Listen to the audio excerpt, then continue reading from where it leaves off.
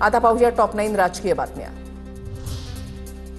लाडक्या बहिणींचा सप्टेंबर महिन्याचा निधी आजपासून वितरित होणार। महिला आणि बालविकास मंत्री आदिती तटकरे यांची माहिती।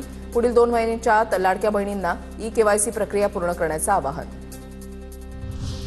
लाडकी बहीण योजनेमधील लाभार्थ्यांना ई-केवायसी करावीच लागेल। ई-केवायसीसाठी मुदतवाढ देऊ, ई-केवायसी करावीच लागणार आहे, अजित पवारांचा इशारा।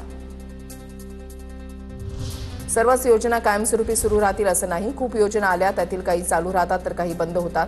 आनंदाचा शिधा योजनेबाबत अजित पवारांचं विधान।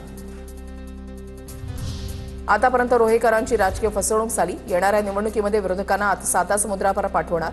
महेंद्र दळवींची सुनील तटकरे आणि मंत्री आदिती तटकरेंवर टीका। अजित पवारांविरुद्ध मुरलीधर मोहोळ यांच्यामध्ये लढत रंगणार।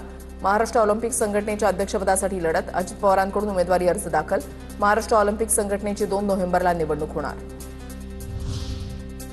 ठाकरेंचा उद्याचा छत्रपती संभाजीनगरचा मोर्चा म्हणजे स्टंटबाजी। ठाकरेंच्या मोर्चामध्ये कोणी शेतकरी सहभागी होणार नाहीत, आमदार नारायण कुचे यांचा हल्लाबोल। नागपुरात ओबीसी समाजाच्या महामोर्चाच्या विविध ठिकाणी प्रतिभा धानोरकरांच्या होर्डिंग्स आणि बॅनरवरून वाद। हा ओबीसी समाजाचा मोर्चा, कोणी श्रेय घेऊ नये, ओबीसी कार्यकर्त्यांची भावना। धानोरकरांच्या बॅनर्सवरून कार्यकर्त्यांमध्ये नाराजी। उद्धव ठाकरेंच्या उपस्थितीमध्ये आज बेस्ट कामगार सेनेचा मेळावा। बेस्ट निवडणुकीमधील पराभवानंतर बेस्ट संघटना बांधणीकडे विशेष लक्ष। आज संध्याकाळी 5 वाजता शिवसेना भवनामध्ये मेळाव्याचं आयोजन।